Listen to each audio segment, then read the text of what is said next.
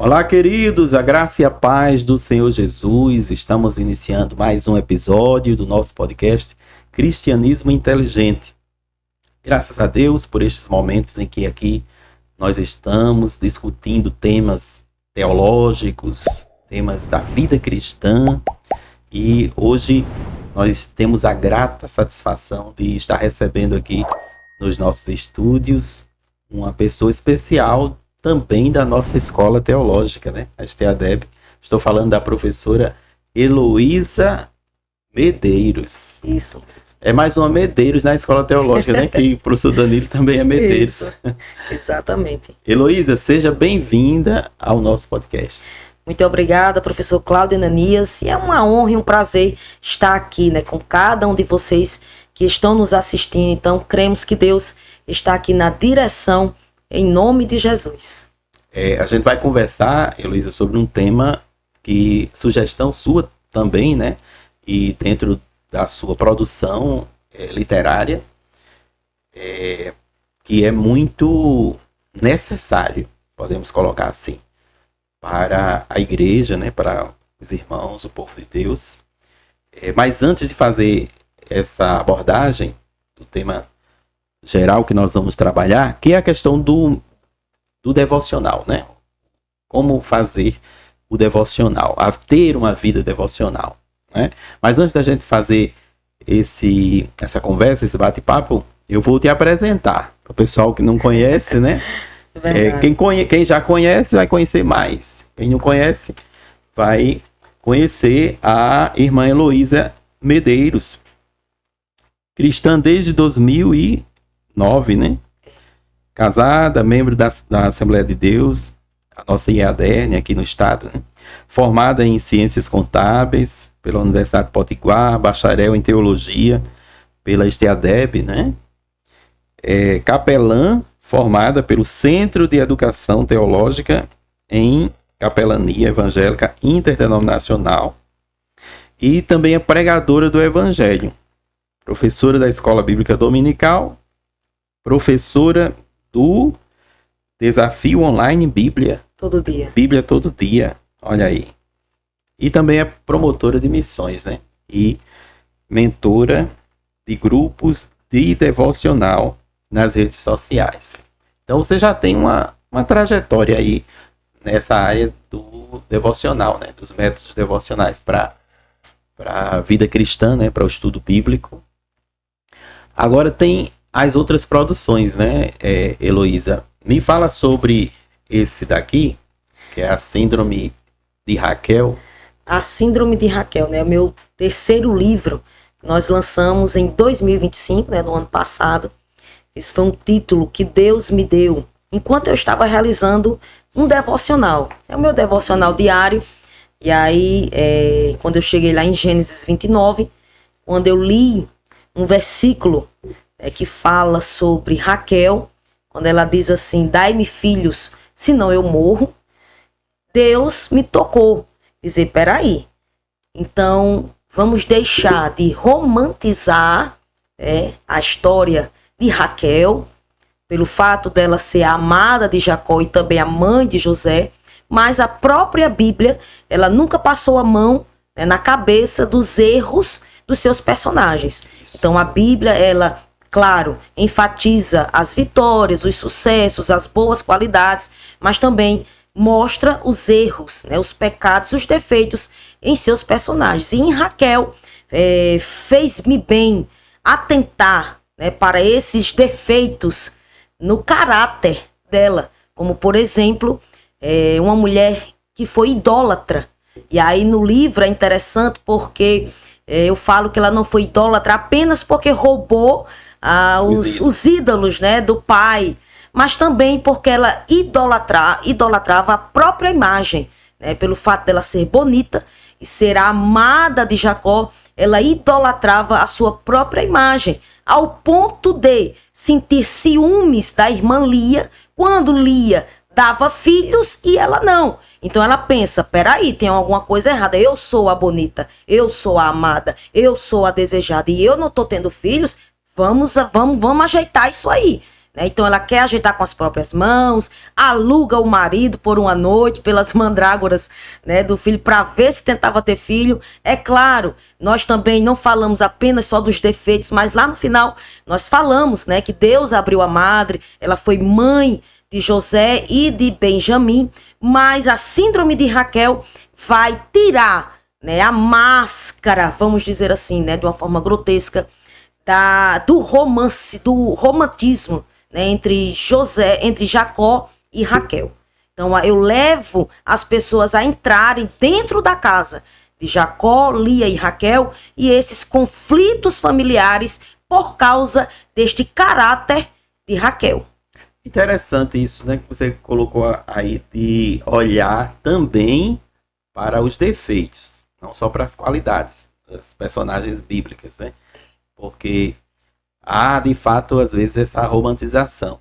Exatamente. E isso é até um alerta que você traz para que quando se escolha um personagem bíblico para usar como exemplo, tenha consciência de que ele não é Deus. Exatamente. Né? Não estamos falando do Senhor Jesus, né? Estamos falando de seres humanos, com as suas limitações. Isso. Né? A gente vai estudar agora uma lição que é homens dos quais o mundo não era digno, né? Que é tomando emprestada aquela expressão de Hebreus. Isso. Da galeria dos heróis da fé. Mas quando você vai para os homens, que são 3, né? Que o comentarista vai trabalhar durante o trimestre. Os patriarcas, Abraão, Isaac e Jacó. Aí você vai olhar para os 3, tem um bocado de defeito ali, né? Que às vezes passa despercebido, né? E, principalmente, claro, numa rotina de leitura diária da Bíblia, nossa, passa muito despercebido. Então, eu trouxe, né, Deus, né, claro, tocou no meu coração, e de início, porque Deus trabalha assim comigo, já entrando aqui na parte da escrita, né? Ah, irmã Heloísa, como é que é esses títulos? Como é que nascem os títulos? Deus me dá primeiro o título. Então, antes de Deus me dar o conteúdo, antes de Deus me dar os capítulos, a introdução, Deus me dá o título. Então, quando eu estava fazendo meu devocional, que eu li Gênesis 29, então Deus colocou na minha mente a síndrome de Raquel. Nós vamos desmistificar o caráter de Raquel. Interessante. É outra particularidade aí que é diferente da minha, sabe? Porque os meus títulos só vêm depois. Eu estou terminando o livro aqui, o título vai ser decidido. Engraçado. Mas é verdade. Comigo, Deus primeiro me dá o título. Aí do título, aí ele vai começar a me dar o conteúdo, né? Para desenvolver o conteúdo. É assim que Deus trabalha comigo. E você falando aí também dos defeitos, né, das personagens bíblicas, eu me lembrei de uma pregação do pastor Francisco Raimundo, saudosa memória, e certa vez ele estava pregando sobre os patriarcas e dizendo aquela expressão que aparece muito na Bíblia, o Deus de Abraão, Deus de Isaac e o Deus de Jacó. Né? Aí ele dizia assim, por que o Deus de Abraão? Porque Abraão era o homem da fé. Por que o Deus de Isaac? Porque Isaac era o homem da paciência. Lembra que ficava entulhando os poços dele, ele saía, ele disse, não, não quero briga com ninguém. Aí, por que o Deus de Jacó? Aí dizia, porque é o Deus dos fracos. Jacó ele não tinha muita qualidade, não tinha, não. Né? Mas ele vai e trabalha em cima da fraqueza, né? Exatamente. Também. Inclusive eu falo sobre Jacó aqui, no Síndrome de Raquel também, no início, né, eu dou uma pincelada sobre Jacó, né, e aí algumas pessoas que vieram falar comigo a respeito do livro, diz que acharam muito interessante, porque eu digo, olha, o salafrário do Jacó, Deus tratou o salafrário do Jacó, porque eu trago essa parte bem rasteira mesmo, uma linguagem nordestina, né, rasteira, para que as pessoas entendam, e aí eu trago para que as pessoas vejam o porquê que Jacó foi enganado, porque ele enganou. Então ele plantou, ele colheu. E aí eu falo esse relacionamento entre ele e Labão, né? E por que foi enganado também. E aí tem uma parte que eu falo, o salafrário do Jacó. E as pessoas acham o máximo, né? Como eu tive essa ousadia. Mas, irmãos, é isso aí, uma linguagem acessível, né? Para que todo mundo entenda o que de fato nós estamos tratando. E para fazer isso mesmo que você fez de não endeusar os Isso. personagens, que eles são personagens bíblicos, mas são seres humanos. Exatamente. Nós adoramos a Trindade, o Exatamente. Pai, o Filho e o Espírito Santo. Exatamente.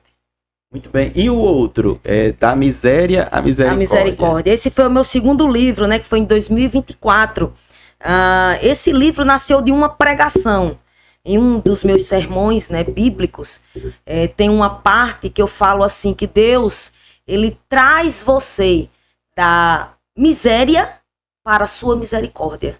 Ele traz você da desgraça espiritual e traz para a graça, né, salvadora em Cristo Jesus. Então, mais uma vez, Deus me deu o título, né, da miséria à misericórdia, e aí eu fui tratar justamente sobre o plano da salvação, né, em Cristo Jesus, mas eu enfatizo a questão do pecado, a questão da miséria humana. Eu vou bem fundo mesmo.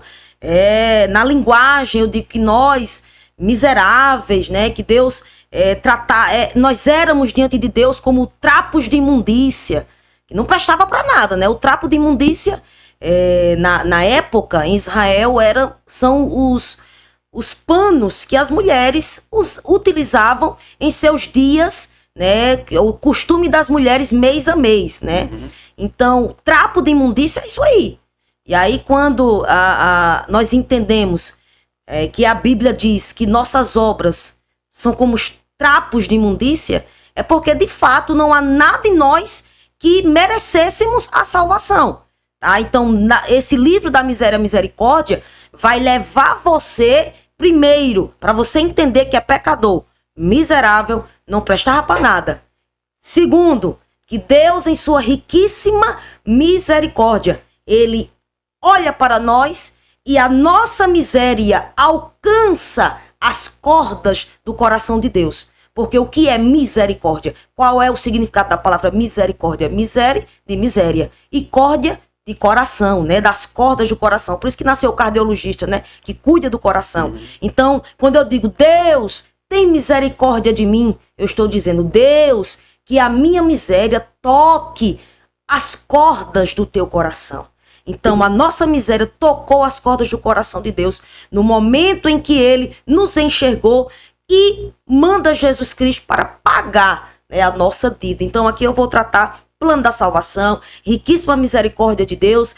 Trago também lá no final a respeito, né, que eu falo a história da mulher pecadora e os fariseus, que os fariseus não olhavam para ela como sendo digna de estar aos pés do mestre, né? Na casa de Simão fariseu, mas que Jesus olha para ela e faz toda aquela aplicação, né? Simão, entrei na tua casa, tu não me deste água, mas esta mulher, desde que chegou, olha, essa mulher que é pecadora, que não era para estar aqui, né? Que ela não é digna de estar aos meus pés, essa daí, desde que chegou, não para de me lavar os pés com as suas lágrimas e enxugar com seus cabelos. Simão, entrei na tua casa, Simão, tu não me deste o beijo, o ósculo, né, que é o beijo no rosto, mas esta mulher, desde que chegou, essa indigna aí, desde que chegou, não tem parado de me beijar os pés. Simão, cadê o azeite, Simão? Então, eu faço esse trocadilho, né, que Jesus faz com Simão fariseu e mostra que a salvação não faz acepção de pessoas. Jesus veio para salvar o mais vil pecador, né? O pior que você imaginar aí, tem jeito, tem salvação. Eu lembro de uma frase, outro pregador, que ele colocou assim: não há nada de mal, de pecado que você tenha feito que seja maior do que o amor de Deus. Exatamente. Então, a gente faz pecados muito grandes. Isso. Mas o amor de Deus ainda fica acima, né? Superior. Exatamente. Ao mais vil pecador. Então, foi daí que nasceu. Não existe miséria maior do que a misericórdia. Do que a misericórdia. Exatamente. E aí, nasceu também no sentido de que eu queria mudar, porque o meu primeiro livro, que é o que nós vamos tratar já, que é o Método Devocional Eficaz, é uma linguagem que até uma criança entende. E aí, eu da miséria à misericórdia, eu já vou um pouco mais teologia. Mas uma teologia que até uma pessoa que não é crente, um não evangélico vai entender. Eu queria trazer isso, né? Não ser uma escritora apenas de um livro. Claro, eu não queria ser uma escritora apenas de um livro. E apenas de um público. De um público, isso. Eu queria alcançar o púlpito, os obreiros, né? Os pastores e aqueles que também vêm para a igreja que não são evangélicos. Então eu trago aí, abarcando todo mundo. E a síndrome de Raquel já foi já para o público feminino, né? Então, a síndrome de Raquel é queridinha, é o queridinho das mulheres, porque a síndrome de Raquel traga o caráter de Raquel, falo sobre os conflitos familiares, e lá no final, em alguns capítulos, eu reservo para falar sobre como ser uma mulher virtuosa. Então, a mulher que adquire a síndrome de Raquel vai aprender, primeiro, sobre os defeitos do caráter de Raquel, mas não vai terminar o livro só com defeito, né? Vai terminar o livro com solução. Como ser uma mulher virtuosa diante de Deus, né? E diante da sociedade. Você sempre gostou de escrever? Como é isso? Eu sempre fui estudiosa, no sentido de gostar de ler. Eu gosto muito de ler. E eu sempre tive uma mente criativa, né? Eu digo assim para meu esposo, até brinco com ele, né? Que eu tenho uma mente fértil, mas foi Deus quem me deu essa mente fértil. E uma mente que não gosta de estar parada, tá? Então eu sempre estou buscando cursos, sempre comentários, livros, bíblias de estudo, porque eu sempre fui muito curiosa. Então, pelo fato de eu gostar muito de ler, ser curiosa, gostar de estudar, então nasceu a vontade de escrever. Quando veio a vontade de escrever, eu comecei a ter esse desejo, vamos dizer assim, a sonhar, né? Em 2021. E aí eu conversava com meu esposo, porque tudo eu falo com ele também, né? Então eu falava para ele, dizia que tinha vontade de ser escritora. E aí vinha um pensamento negativo, para botar um balde de água fria no sonho da irmã Heloísa. Qual era o balde de água fria? Muito jovem, né? Pelo fato de eu ser muito, assim, me encarar, né? E as pessoas veem que eu sou muito jovem, apesar de que eu já vou fazer 35 anos, mas tem uma carcaça. Só deixa de ser jovem depois de 50. Pronto, hoje. Então... Você já tá adolescente. Eu ainda tô adolescente. Aí pronto, aí eu fiquei pensando, caramba, eu tô muito jovem, e tem o seguinte, tem um empecilho de quê? Eu ainda não tenho, vamos dizer, um nome, tá? Não é que a gente busca nome, mas eu ainda não tenho um nome.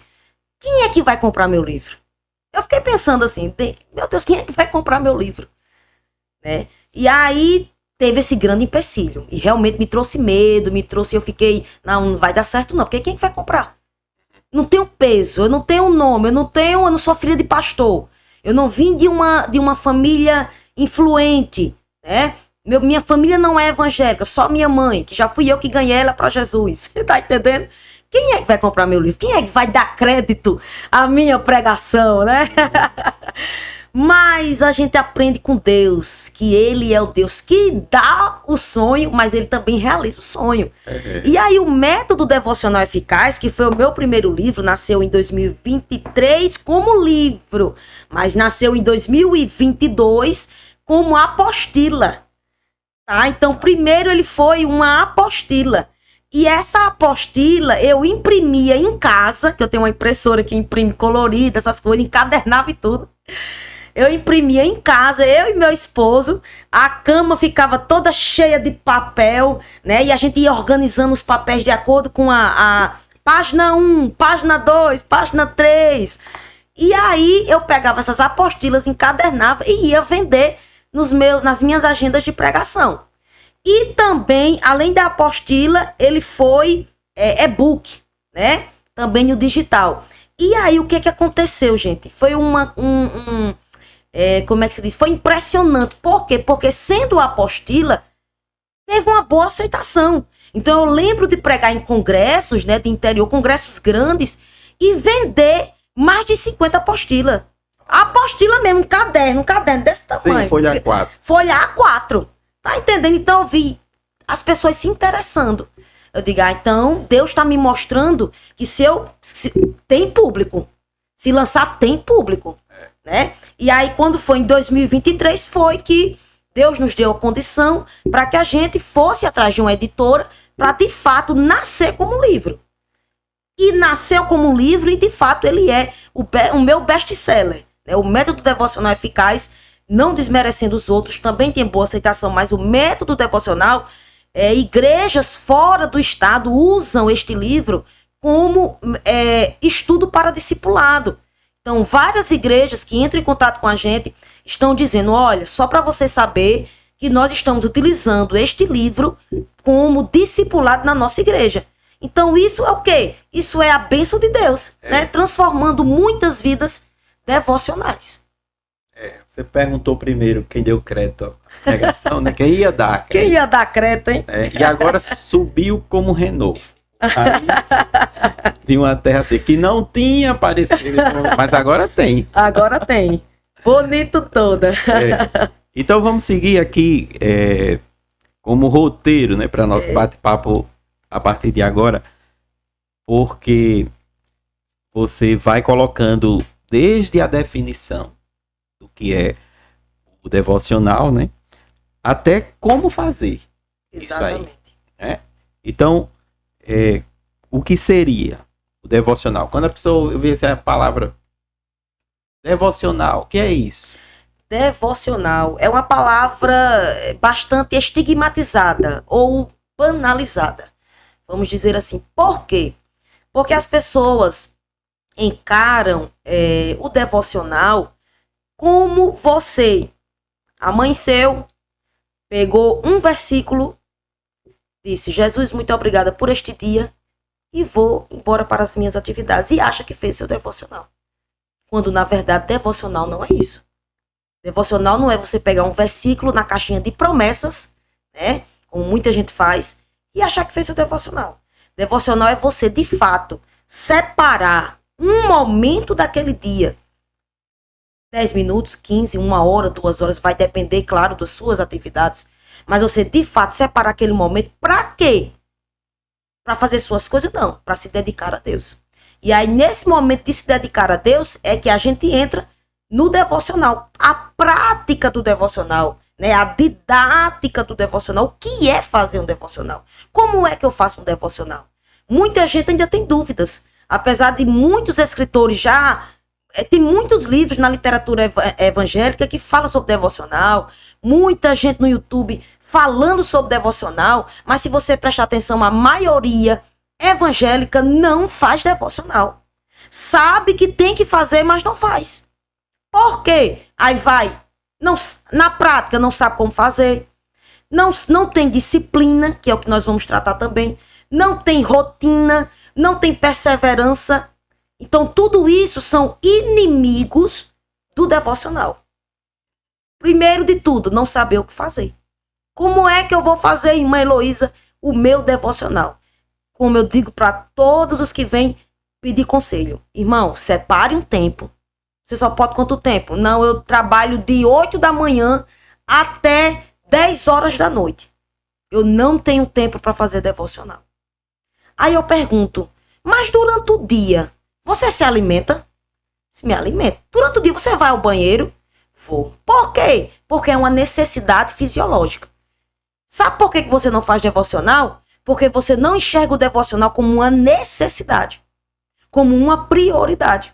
Acha que é algo a mais, algo que pode ser desprezado. Tá entendendo aí?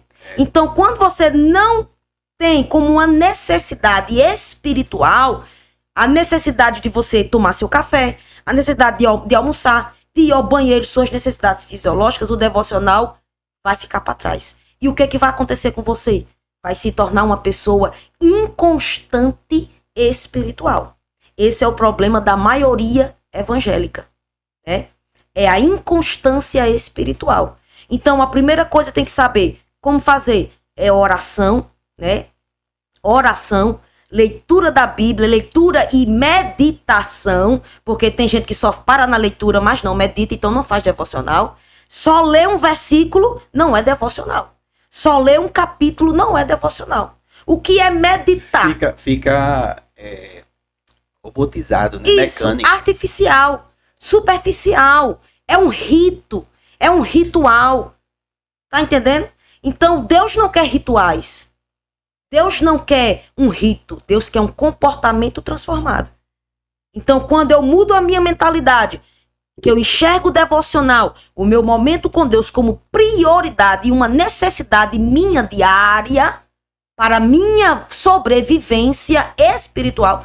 Ah, meu filho, aí você vai tirar um momento, nem que seja lá no banheiro da escola, nem que seja no banheiro do trabalho, você vai parar, vai orar, vai ler, vai meditar e vai adorar a Deus.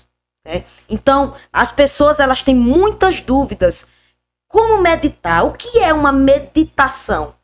Meditação é uma palavra muito atual, principalmente a meditação oriental. Só que a meditação oriental é diferente da meditação cristã. Por quê? Porque a meditação oriental manda você esvaziar a mente. Já a meditação cristã é o quê? Você encher a sua mente de quê? Da palavra de Deus. Tá entendendo aí? Então, quando eu leio, por exemplo, Salmo 103, eu dou muito esse exemplo para os irmãos.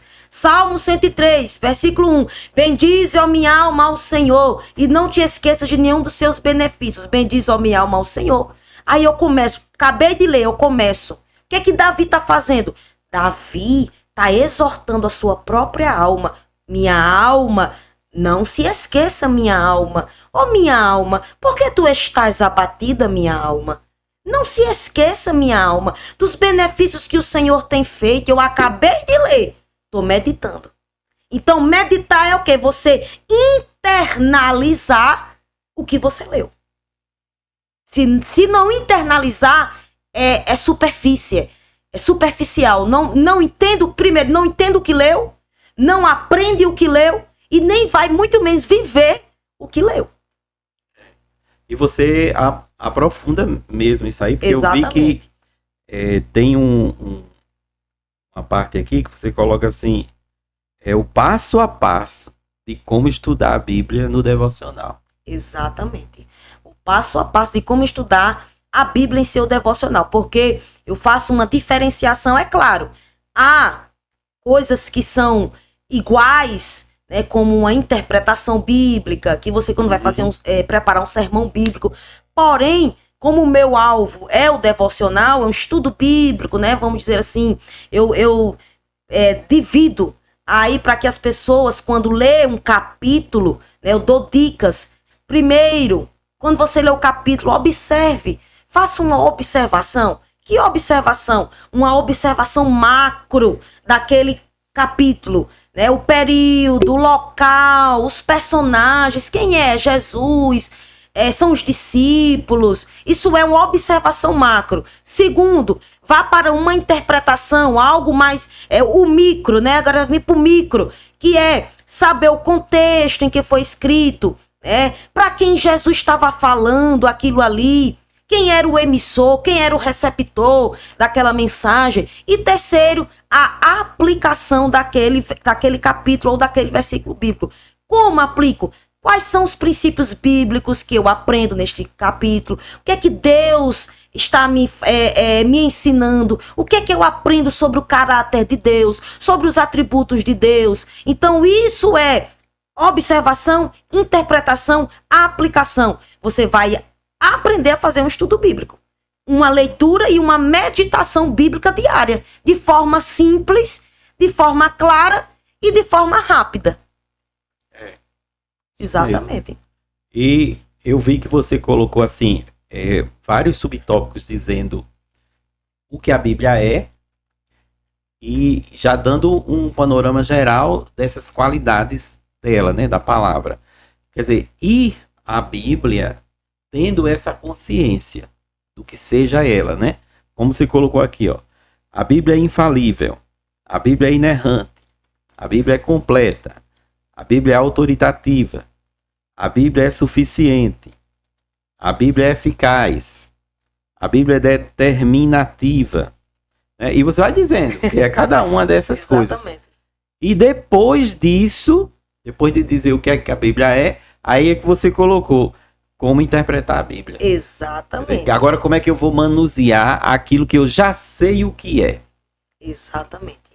Ela não contém a palavra de Deus, né? Sim. Ela é a palavra de Deus. Então, as pessoas não podem tratar a Bíblia como um livro qualquer. Um livro da cabeceira, um livro da estante, e aberto no Salmo 91. Não pode tratar a Bíblia como um livro qualquer. A Bíblia é o único livro, na verdade, que você lê em que o autor está com você, presente com você, que é o Espírito Santo de Deus. Então, se eu vou fazer um devocional, mas eu não tenho a consciência de que a Bíblia é a palavra de Deus, de que a Bíblia não falha, de que a Bíblia não erra, de que a Bíblia é autoritativa, determinante, infalível. Então, se eu já começo a leitura da Bíblia não sabendo disso, então ela não vai fazer efeito nenhum na minha vida. É como as pessoas dizem assim, quando você vai... tem gente próxima a você que diz, eu não vou ler a Bíblia porque a Bíblia foi escrita por homens comedor de feijão e de arroz, igual a mim. Essa pessoa não entendeu o que é a Bíblia. Então ela precisa entender o que é a Bíblia. Sim, foi escrito por homens, mas homens inspirados pelo Espírito Santo de Deus. Então é por isso que eu já inicio trazendo o que é, para depois você estudar sabendo o que é. E outro ponto positivo que eu vi aqui, Heloísa, é que quando você vai para a interpretação, você vai falar da interpretação, você colocou assim, primeiro observação, segundo interpretação e terceiro aplicação. Aí você diz, nesse caso aqui da observação, tema geral que foi abordado no capítulo, personagem, Exatamente. Local, o período, quais são os principais fatos, os subtítulos que estão ali no capítulo. Ou seja, você está trazendo coisas básicas. Exatamente. Coisas que você não precisa de... Eu não preciso fazer um curso teológico, Isso. né? Para fazer aquela interpretação e tal. E existem os livros de hermenêutica, né? Que já são mais densos. Isso. Mas aqui você está trazendo uma coisa assim tão... assim, dá para todo mundo ter acesso a isso. Exatamente. Né? Porque é mais ou menos como eu coloco numa das abordagens que eu faço no meu livro, na defesa da confiabilidade da Bíblia, dizendo assim, porque uma outra crítica que costuma ser colocada, além dessas que você disse aí, que as pessoas criticam a Bíblia, né? Não, é um livro feito por homens. Ele diz assim, como é que eu vou confiar num livro que o exemplar que eu tenho é resultado de uma cópia, de uma cópia, de uma Sim. cópia, de uma cópia, né? E aí eu chamo a atenção para um detalhe, é que, embora seja isso, uma cópia da cópia da cópia, mas a mensagem que transforma a vida das pessoas, ela está intacta. Exatamente. Ela não foi alterada, não existe nenhuma variação significativa que mexa nos pontos centrais da fé. Exatamente. Não altera. Não altera, absolutamente. Por isso que a gente diz que ela é inerrante e que ela não tem contradição. Exatamente. Porque as dificuldades bíblicas que aparecem ali podem ser resolvidas quando você coloca os elementos necessários para fazer a interpretação. Né? Então, é um texto que está acessível a todas as pessoas. Isso. Esse foi meu objetivo. Justamente trazer a base. Que todo mundo, um jovem, um adolescente, um pré-adolescente, um novo convertido, todo mundo tem acesso e vai poder fazer o seu estudo bíblico. Basta querer. Basta decidir querer. Então, esse livro, eu trago justamente essa questão do devocional. Aí falo da importância, né, da leitura bíblica, da meditação, do estudo bíblico, porque não há devocional sem Bíblia, claro. Da mesma forma que eu trago sobre que não há cristianismo sem oração. E aí eu trago também neste livro a importância da oração, a importância do jejum, que é uma coisa também... Sim, eu quero mexer nessa parte aqui, porque depois da Bíblia, aí tem a oração. A oração, né? Exatamente. Você dedica o capítulo à oração, né? Como orar biblicamente. Exatamente. Como orar biblicamente, né? Porque tem gente orando, mas não está orando de acordo com o que a Bíblia ensina. Né? Eu até brinco falando, porque no dia que o pastor Martim ele apresentou meu livro, fez o lançamento desse livro, ele disse, irmãos, tem gente que ora e vai terminar a oração e diz em nome do Pai, do Filho e do Espírito Santo. Aonde foi que você aprendeu isso? Ele disse. Deve estar orando então a uma quarta pessoa, né? Aí eu achei super interessante e eu peguei isso e nunca mais esqueci. Que realmente eu trago isso no livro, né? Você orar em nome de Jesus. Foi essa oração que Jesus nos ensinou. E aí eu trago justamente a importância, né, da oração. Jesus nos ensinou a orar. Jesus nos ensinou a ir até Ele todos os dias. E aí eu falo e eu bato nessa tecla. Devocional é todo dia, oração é todo dia. Você tem que ir a Jesus todos os dias. Eu falo que não há cristianismo, não há um cristão no sentido de tratar estoque. Deus não é um Deus de estoque. Do tipo, vou no culto no domingo, faço aquela oração que tem no domingo nos cultos e pronto. Acabou. Só oro do próximo domingo agora. E aí? Você é uma pessoa que não entendeu. Não entendeu o que é o cristianismo. Não há cristianismo sem oração. Né? Quando você não entende sobre o dever de orar, porque é um dever, porque a Bíblia manda orar. E quando você não ora, você peca. As pessoas não entendem isso, que quando você não ora, você está pecando. Eu só peco quando adultério, quando fornico, quando não. Mas quando você não ora, você também peca. Por quê? Porque é um imperativo. Isso. Orai. Né? E ele usou essa expressão, dever, né, Jesus? Dever de orar. Lá em 18 de Lucas, exatamente, sobre o dever de orar. Exatamente, as parábolas, né, que ele traz sobre a perseverança, sobre o dever de orar. Então, quando a Bíblia diz assim, muita gente chega com dúvida. Irmã Heloísa, mas a Bíblia diz assim, o apóstolo Paulo diz, orai sem cessar. Você já se perguntou, quem é que nunca vai parar de orar? Orai sem cessar. O que é isso, orar sem cessar? Será que Paulo estava dizendo que você não pode trabalhar, não pode estudar, não pode fazer nada porque tem que estar orando? Não, evidentemente que não. Né? Porque a mesma Bíblia que manda a gente orar também fala sobre o descanso. Também fala sobre o trabalho, que aquele que não trabalha também não coma. Né? Então, evidentemente, Paulo não está falando sobre que você vai largar todas as suas atividades e ficar só orando. E ficar só de joelho orando. Exatamente não é isso. Né? Então, orar sem cessar é o quê? É uma vida de oração. É uma vida contínua de oração. É um espírito de oração. Contínuo de oração. Você não ora, e aí eu falo também no livro, porque as pessoas têm dúvida. Eu só oro de joelho. Não, a Bíblia não manda você só orar de joelho. Aqui é os mitos. Que você os mitos, traz. Exatamente. Você traz vários mitos. Exatamente. De oração. Que tem no nosso meio, né? Deixa eu dizer aqui, Diga. aí que você vai explicando. Isso. O primeiro é oração forte. Oração forte. Olha, irmã Heloísa, ore por mim, porque sua oração tem mais poder do que a minha. Olha que mito, né? Se quando o véu foi rasgado de cima a baixo, todos nós temos acesso. Claro que existem pessoas que desenvolveram uma intimidade maior com Deus, né? Já tiveram muitas experiências de orações respondidas, ok, mas não significa que Deus vai ouvir a mim e responder a mim e não vai ouvir você e responder você, porque a minha oração é mais forte do que a sua. Não é que a oração é forte, é o Deus que está recebendo essa oração que é forte. Né? E aí eu trago... que acepção de pessoa é essa? Exatamente, né? Já é uma acepção de pessoas, e Deus não faz isso. Apesar de que existe duas vertentes que eu acho importante a gente falar aqui.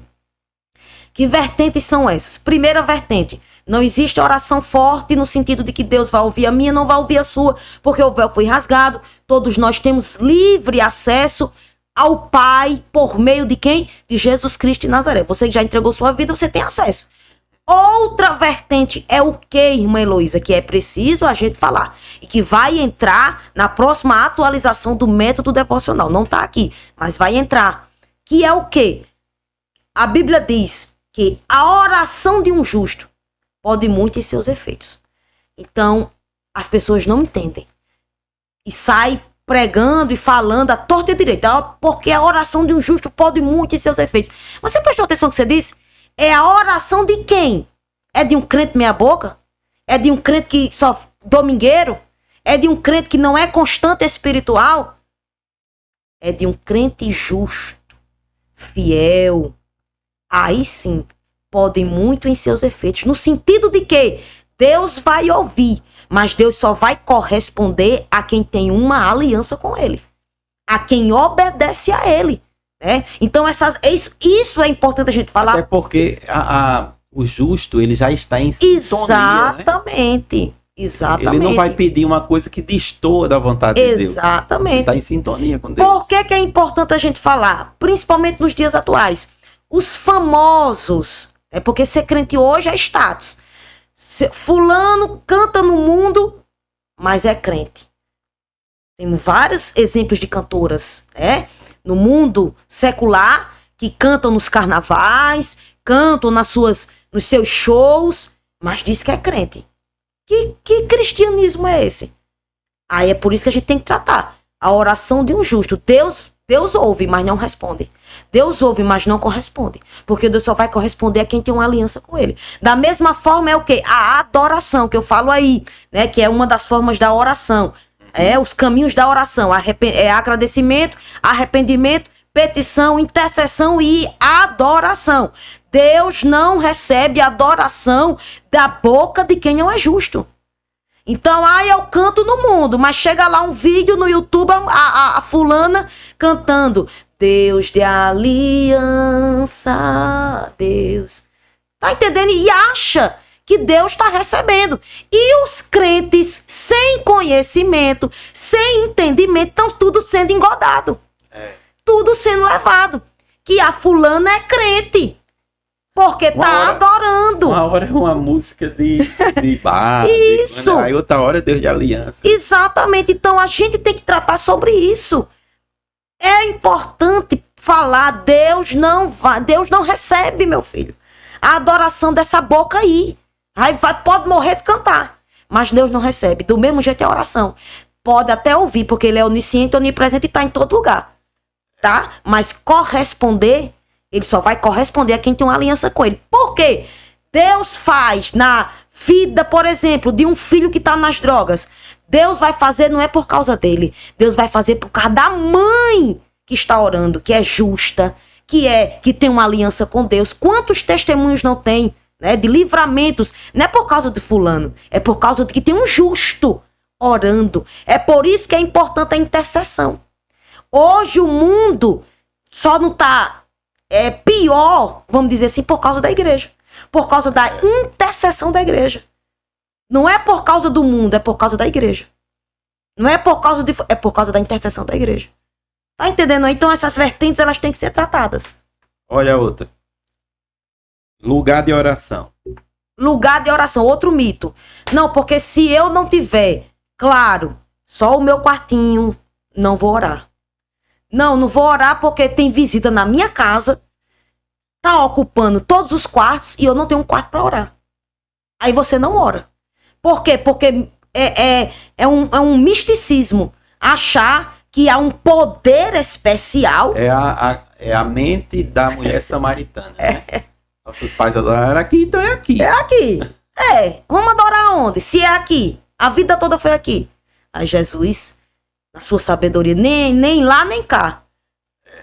Aonde tiverem 2 ou mais reunidos, em espírito e em verdade, Tá entendendo? Então não há um lugar, irmão. Você pode estar na igreja, no meio da rua, no meio da favela, lá na China, aonde você estiver.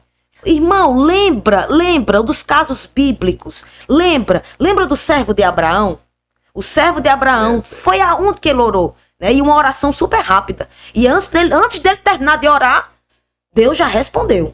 Né? Porque quando ele chegou lá no poço, ele orou, né? Deus, me mostra aqui. qual é a esposa do meu senhor. Que ela faça isso, que ela faça aquilo. Antes dele terminar, Raquel chegou, né? Foi. Tá entendendo? Rebeca. Raquel não, Rebeca. Foi pra Isaac. Rebeca chegou. Então, onde ele tava orando? Tava orando dentro do quarto? Tava orando de joelho? Tava não. Tava orando lá no poço. Onde a necessidade apareceu. Exatamente. Neemias. A oração mais rápida da Bíblia foi a de Neemias. Neemias diante do rei. O rei chega para Neemias. Neemias está com a cara triste.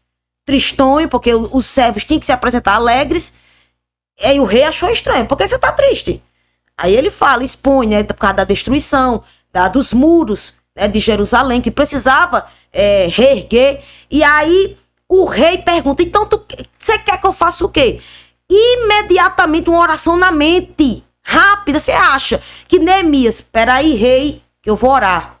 Espera um pouquinho aí, rei, que eu vou orar. Espera aí. Espera aí que eu vou me ajoelhar, rei. De jeito nenhum. Foi na mente e rápido. O que eu digo aqui? Tchum.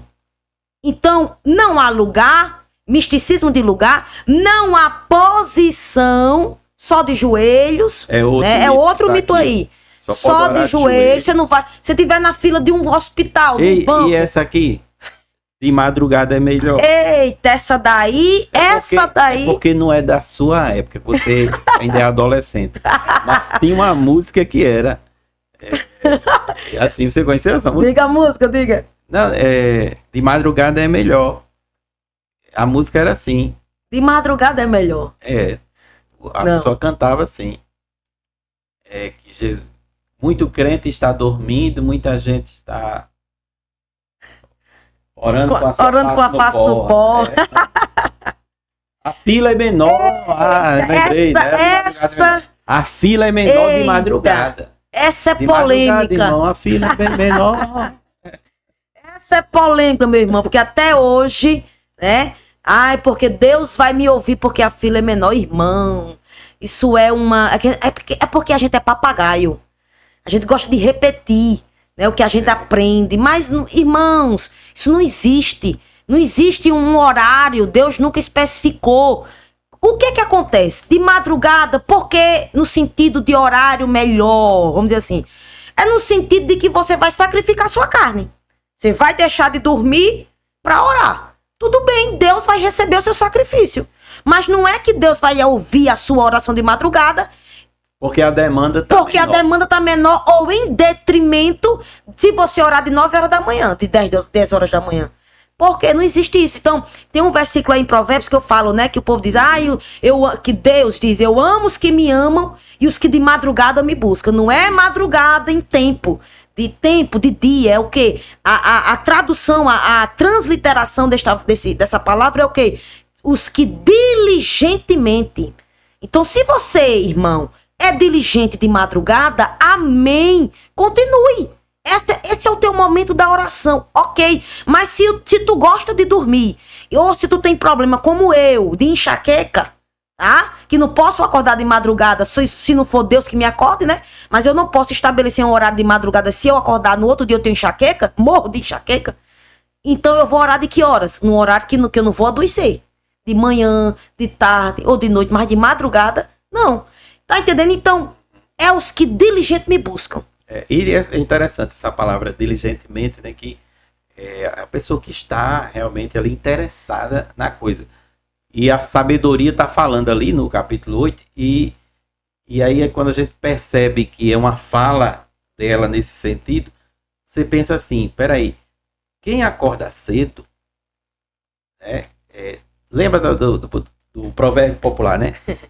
Quem cedo madruga. Deus ajuda quem cedo madruga. Né? Quer dizer, se a pessoa não acorda cedo, se ela tá nem aí, é preguiçoso, né? É óbvio que não vai ter sucesso, não vai ter êxito na sua vida. Em nenhuma área. Exato. E aí o princípio está presente, né? Exatamente. Agora, diligência.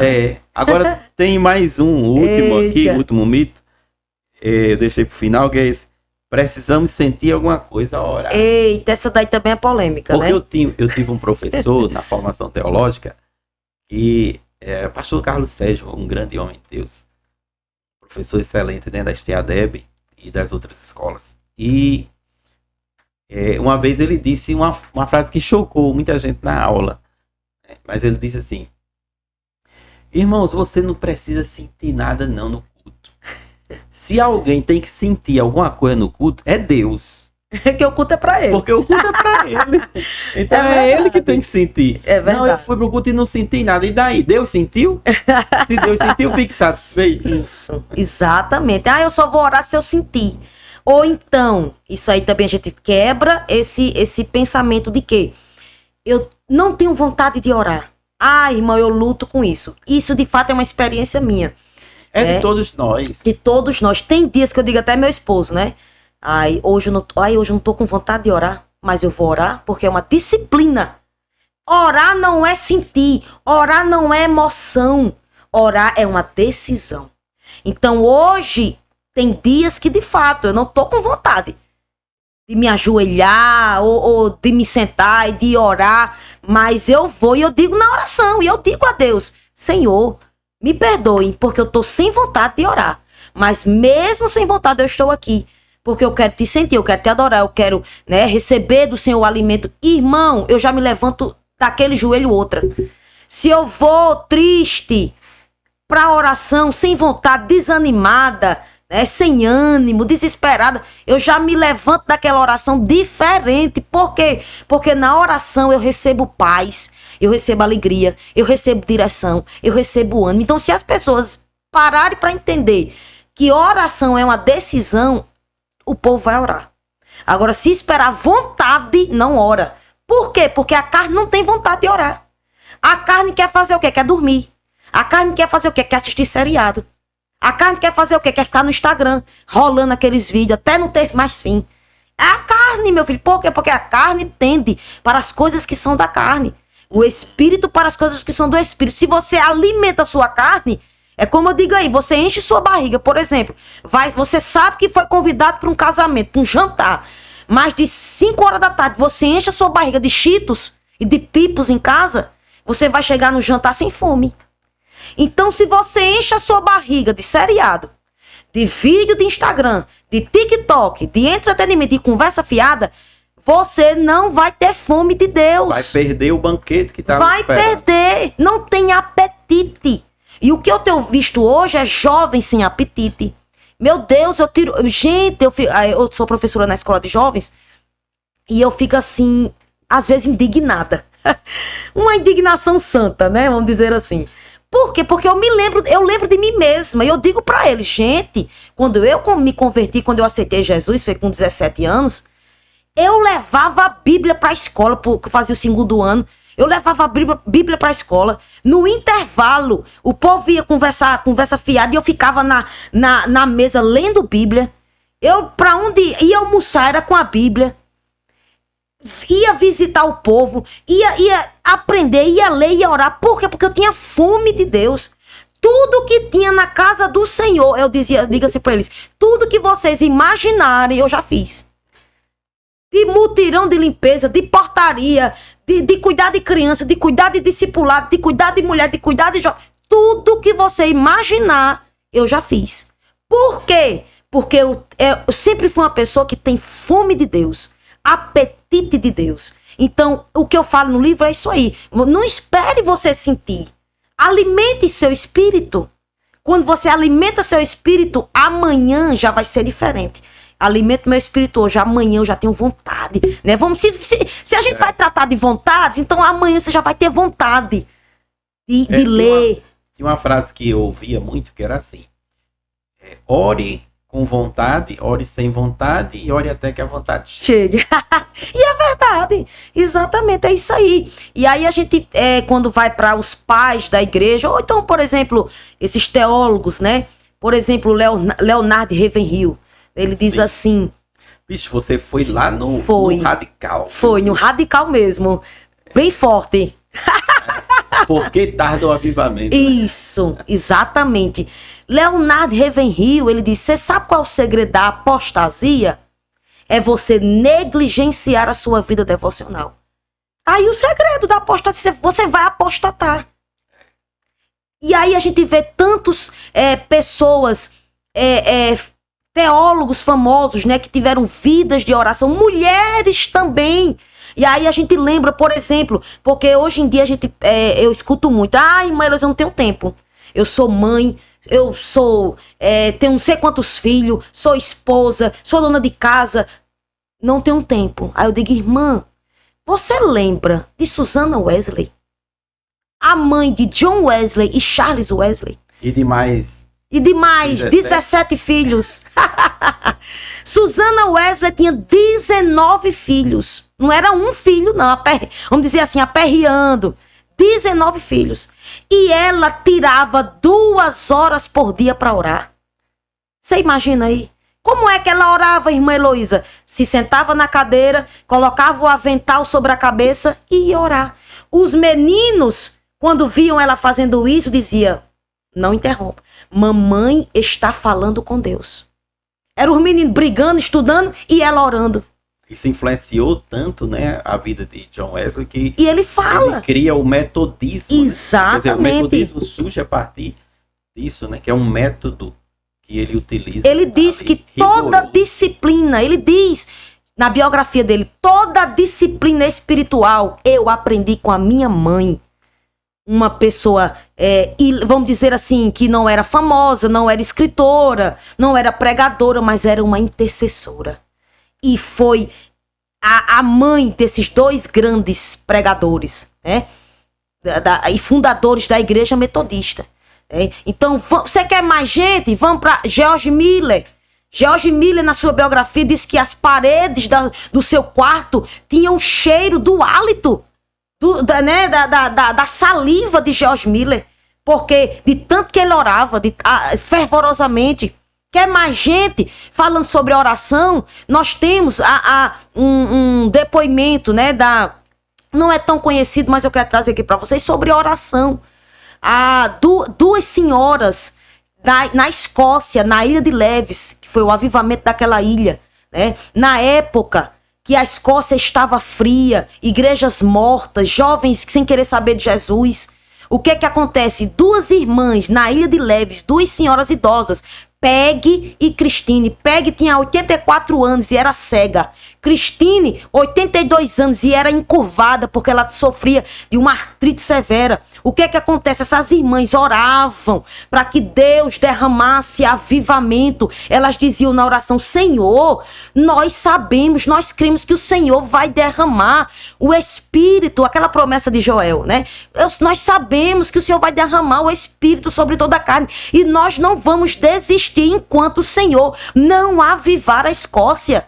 E aí, uma das orações delas, na sala da casa delas, pobre, mulheres simples, pobres, idosas, doentes, Deus dá uma visão a elas. E elas veem um homem de Deus sendo usado na Escócia para um grande avivamento. O nome dele é Duke Campbell.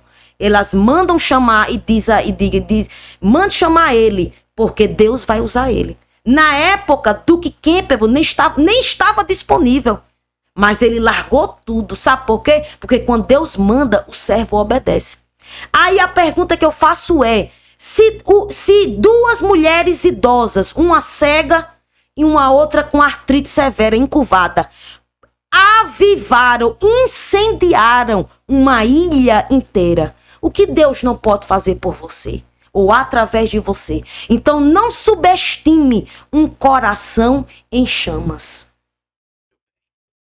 Bom, Heloísa, a gente já está caminhando para o final, viu?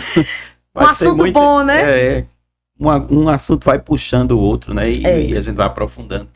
Mas você fala também sobre o jejum, você fala também sobre o fato de que o devocional tem que ser diário, né? Mas tem uma coisa aqui que eu queria que você trouxesse, sintetizando, são os inimigos. Os inimigos de uma vida devocional. Exatamente. Um dos maiores inimigos da vida devocional hoje, além da falta de disciplina, né, é a distração. Nós somos muito distraídos, com muito entretenimento, né, as redes sociais. Isso. Elas têm... É a grande distração, isso, né? Hoje. Elas têm tomado o tempo de verdade. É porque, por exemplo, uma pessoa que trabalha o dia todo, chega em casa, não tem ânimo de separar um tempo para ler a Bíblia. Vai fazer o quê? Vou descansar a mente. Como é que vai descansar a mente? Vendo vídeo. De entretenimento, de piadas, né? Para rir. Assistindo séries. séries. São novelas. Exatamente. Exatamente. Não que seja pecado, né? A série, você tirar um momento ali. Mas vai depender também da série, né? Você falou de Leonard Ravenhill. Ele tinha um amigo muito próximo que era o David Wilkerson. Sim. Né? E aí, David Wilkerson, ele pegava a programação da televisão todinha e jogava no inferno. Era. Exatamente. Porque realmente tem coisas ali. Isso, que não dá pra crente estar assistindo. Né? De fato. Isso faz bem pra nossa saúde mental. Né? A gente cortar, de fato, esse entretenimento. Então, uma das distrações é o entretenimento. E é o que eu tenho batido muito na tecla, né? Para os jovens, principalmente. Então, é a falta de fome pela palavra de Deus, porque está alimentando a carne. É a distração, é o entretenimento, certo? Então, tudo isso aí são inimigos de uma vida devocional. E se você ceder a esses inimigos, você é uma pessoa inconstante e espiritual. Ai, irmã Heloísa, eu queria tanto viver o novo de Deus na minha vida. Ai, que vida sem graça, nada acontece, nada muda. Ai, eu tô orando faz 30 anos, nada muda. Irmão, vá olhar sua vida como é que tá. Será que você não é uma pessoa negligente na vida devocional? Tá entendendo? Por quê? Porque se você for uma pessoa negligente, você é inconstante. Deus não trata com inconstante. Deixa sempre para depois. Exatamente. Né? Aquilo que a gente falava, que é aquela palavrinha bem grande, é procrastinação. Isso. Né? Fica deixando para depois. Exatamente. Sempre para depois. Eu não vou ler. Mas tá bom, Deus me entende. E é por causa da preguiça, né? A preguiça espiritual. E hoje em dia é o que mais tem invadido, né, as nossas igrejas. É a falta de apetite espiritual. É tanto que quando Jesus disse, quando voltar à terra, será que um dia eu vou encontrar? Fé. Uma fé perseverante. O povo não persevera mais. O povo não persevera em orar, não persevera em buscar, porque quer um Deus imediatista, é um Deus fast food. Né? Eu achei interessante, Luísa, que recentemente me fizeram uma pergunta que foi assim. Eu devo orar insistentemente? Tipo, eu vou pedir alguma coisa ao Senhor, né? Tem um propósito de oração. Eu devo ser perseverante? Tipo, eu já orei sobre aquilo, eu tenho que orar de novo? Olha, a dúvida, né? Olha essa pergunta, né? E aí eu fiquei pensando sobre o fato da pergunta. Porque é a ausência da constância. Exatamente. Que leva à dúvida se deve ou não ser perseverante. E aí eu respondi lá a necessidade, citei o caso da parábola de Jesus, né? Da viúva que insistia com o juiz iníquo, né? Mas aí eu disse assim, agora tem um detalhe. Deus responde. Deus nunca deixa de responder. Mas ele responde de 3 formas. Você tem que estar preparado para reagir corretamente diante das 3 respostas que pode ser dada por Deus. Ele pode responder com um sim, pode responder com um não e pode responder com um silêncio. Exatamente.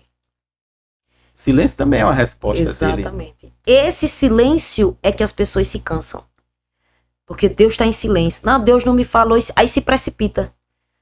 Tá? Então, hoje eu vejo as pessoas muito cansadas espiritualmente, não querem mais perseverar, não querem mais persistir, né? Porque estão acostumadas a tudo mastigado, a tudo na mão, a Deus fazer um Aladim da lâmpada, né? Você mexeu ali na lâmpada e pronto, o Aladim dá teus 3 desejos. Só quando que Deus não é assim. Você não fez nada, né? Você quer receber, mas você não trabalhou para. Exatamente. E aí eu entro na questão do jejum, né? Pra gente também finalizar, né, esse podcast falando sobre isso.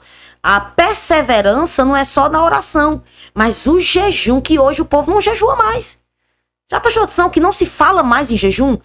nas pregações, nos púlpitos, nos estudos, não fala mais em jejum. Por quê? Pelo fato, claro, da Bíblia não ordenar o jejum, aí você não jejua.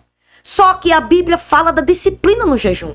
Jesus falou sobre o jejum, né? Nós temos personagens bíblicos falando sobre o jejum. Os pais da igreja, em Atos, jejuaram. Paulo jejuou 3 dias quando recebeu, né, a revelação de quem era Jesus. Passou 3 dias jejuando. E jejum total, né? Que aí eu falo jejum parcial e jejum total. Jejum total, sem comer e sem beber água. Jesus jejuou 40 dias sem nada. E aí Satanás, você nunca se perguntou por que Satanás não chega no início do jejum? Satanás não chega no meio do jejum, só chega no fim do jejum.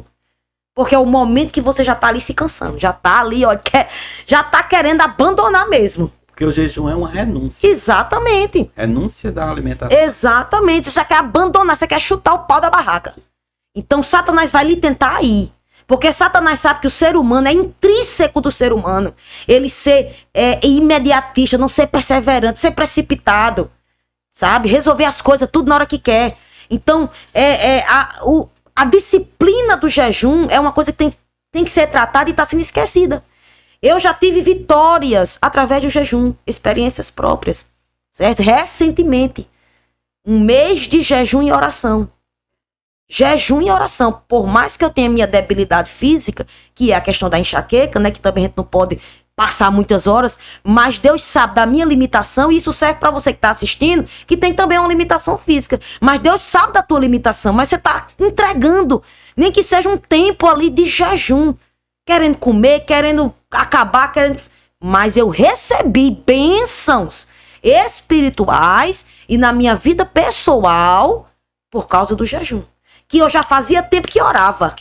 Orava, sempre orei pela mesma coisa.